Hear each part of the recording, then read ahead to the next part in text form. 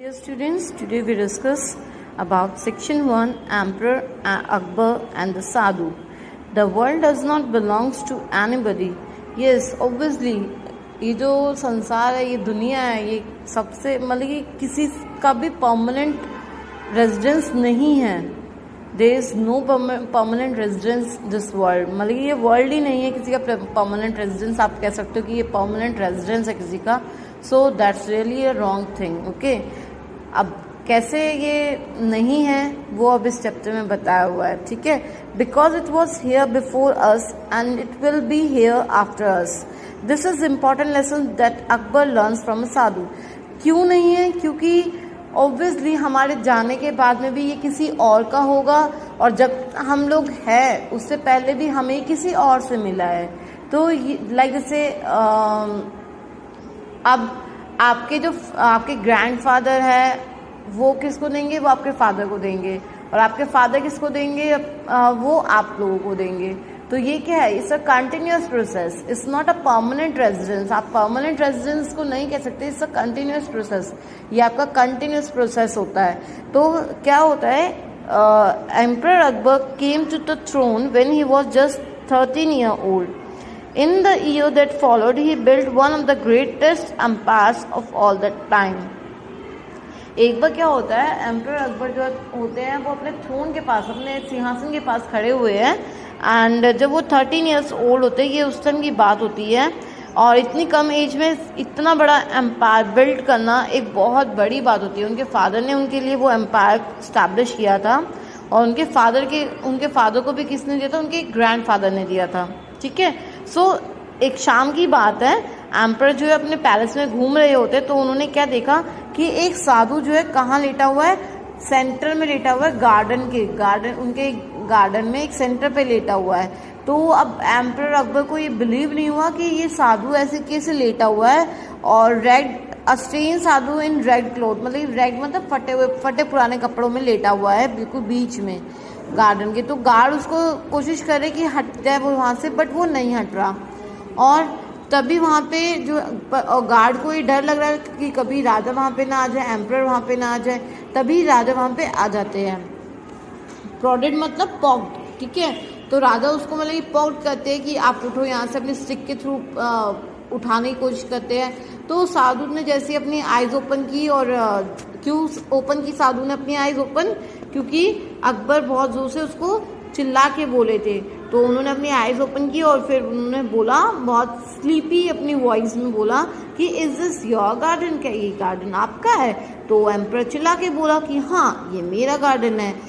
तो वो मैन बोलता है कि ये गार्डन में जितने भी रोज के जो रोज प्लांट है, फाउंटेन्स है, और ये कोर्ट यार्ड है, ये पैलेस है, ये फोर्ट है, ये सब आपका है क्या? तो वो बोलता है हाँ ये मेरा है.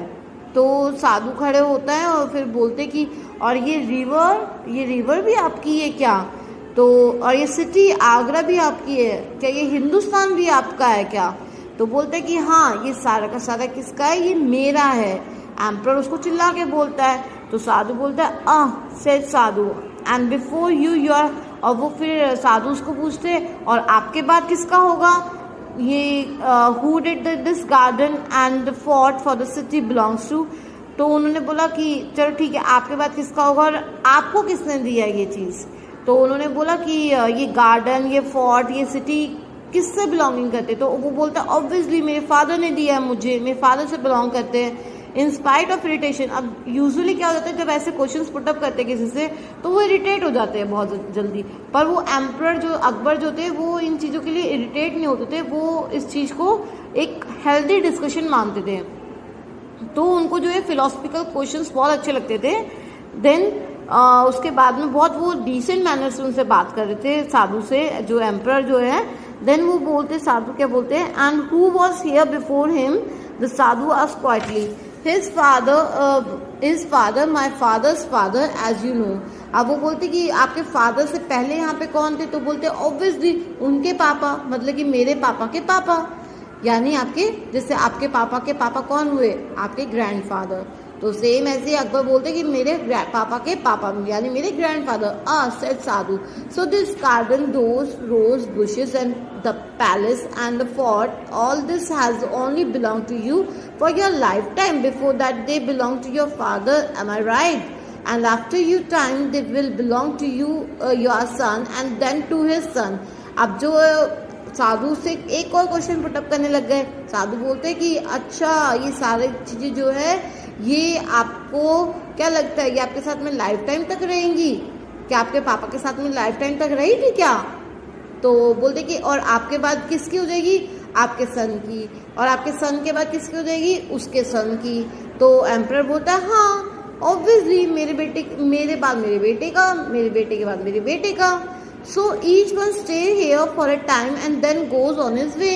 Yes. तो वो बोलते कि साधु के बोलते कि ये बात हो गई कि अपना टाइम तक इस पे रहो और फिर टाइम के बाद अपने चले जाओ, निकल जाओ यहाँ से। तो लाइक अ धर्मशाला, साधु उसको बोलते कि ये तो धर्मशाला की तरह होगी। धर्मशाला को सब बच्चे समझते होगी क्या मतलब होता है धर्मशाला। जब भी हम लोग कोई भी जैसे हरिद्वार वगैरह जाते हो आप लोग, तो वहाँ पे धर्मशाला बहुत सारी होती है, ठीक है। तो ये एक जैसे मतलब एक नॉर्मल प्लेस होता है जहाँ पे लोग जो है रुकते हैं। No one owns a dharamshala और the shade of a tree. अब साधु उसको समझा रहे हैं कि कोई भी धर्मशाला को खरीद नहीं सकता और ना कोई पेड़ की छाव को कोई खरीद सकता जो कि रोड पे लगे होते हैं। We stop and rest for a while and then go on. वो बोलते हैं कि हम थोड़ी देर वहाँ पे रुकते जब हम थक जाते हैं और रेस्ट करते हैं और फिर वहाँ से चल देते हैं। And someone has always been there before us and someone will always come after we have gone, is that not so? अब जो है हम लोग जब थकते हैं तो पेड़ की शैडो में बैठ जाते हैं और पेड़ की शैडो में बैठ के क्या होता है हम लोग रेस्ट करते हैं और फिर वहाँ से चल देते हैं। तो वो बोलते हैं ये तो कंटिन्यूस प्रोसेस है, अब हमारे बाद में कोई और भी आएगा और क्या पता हमसे पहले भी कोई और यहाँ पे ट्री पे आके, ट्री के नीचे, शेड के नीचे आके बैठा हो। तो बोले इट्स अ कंटिन्यूस प्रोसेस कि अब भी हम बैठे तो थोड़ी देर बाद में कोई और आ जाएगा, वो बैठ जाएगा। तो ये आप कैसे कह सकते हो कि ये आपसे बिलोंग करता है ये। It is said Akbar quietly, so your garden, your palace and your fort, your empire, these are only place you will stay in for a time. वो बोलते कि इसलिए जो है ये गार्डन, पैलेस, फोर्ट और एम्पायर जो है ये आपको फॉर अ टाइम के लिए दिया गया है, for the span of your life time. मतलब कि ड्यूरेशन, स्पैन मतलब duration of your life.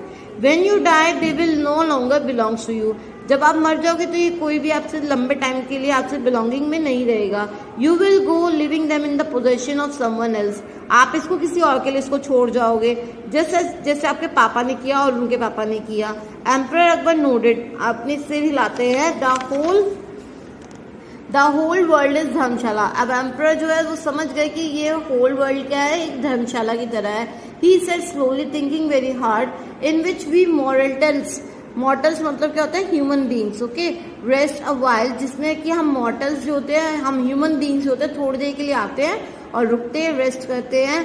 Nothing on this earth can ever belongs to a single person. जो इस अर्थ पे है वो एक सिंगल पर्सन से बिलोंग नहीं करता, because each person is only passing through the world and must die one day. क्योंकि हर पर्सन जो है इन चीज़ों से गुजरता है और श्योरली इन चीज़ों का यूज करके एक दिन वो मर जाता है। The Sadhu noted सोलमनली। अब साधु ने बहुत मतलब कि ध्यान से उसको शुक किया हेड को इन अ सीरियसली वे में। Then bowing down he removed his white beard and saffron turban and his voice change. अब साधु ने क्या किया, वो अपने जो देखो इसमें जो है ये साधु है और ये अकबर है। साधु ने अपना ये जो है गेटअप पूरा उतारा और फिर उनकी वॉइस चेंज होगी, किस में आ गई वो, जहाँ पर ना फॉरगिव मी, जहाँ पर ना मुझे माफ़ करो। He said in his normal voice, अपनी नॉर्मल वॉइस में बोला, it was my way of asking you to think about. वो बोलते कि ये मेरा तरीका था कि मैं आपसे पूछूं कि आप इसके बारे में क्या सोचते हो। बीरबल, ओ बीरबल, कौन था उस साधु वेश में, बीरबल था। The emperor explain, you are wiser than any philosopher, come at once to the royal chamber and let us discuss this further। अब फाइनली जो है एम्परर उनको कहाँ ले जाते हैं, उन पर गुस्सा नहीं करते हैं, एम्परर उनके एडवाइस को बहुत सम्मान देते हैं और बहुत अच्छा उनके लिए बहुत खुश होते हैं ये चीज़ देख के। Then even emperor are but wayfarer on the path of life, it is clear. अब जो है वो एम्परर भी क्या है, इसमें लास्ट में एक लाइन दी गई, even emperor are but wayfarer on the path of life, it is clear. बोलते चाहे कोई राजा हो कोई रंग हो, वो हमारे वेफर्स होते हैं। वेफर्स मतलब कि क्या होते हैं, जो पासेस होते हैं, मतलब कि जाने वाले होते हैं, परमानेंट नहीं रहने वाले हैं, एक ना एक दिन तो सबको मरना होता है। तो इसलिए भी इवन एम्परर जो है वो भी वेफर्स नहीं होते इस लाइफ में, ये तो सबको क्लियर है, इट इज क्लियर। ठीक है ना, ओके, थैंक यू, मैं नाइस डे, बाय बाय।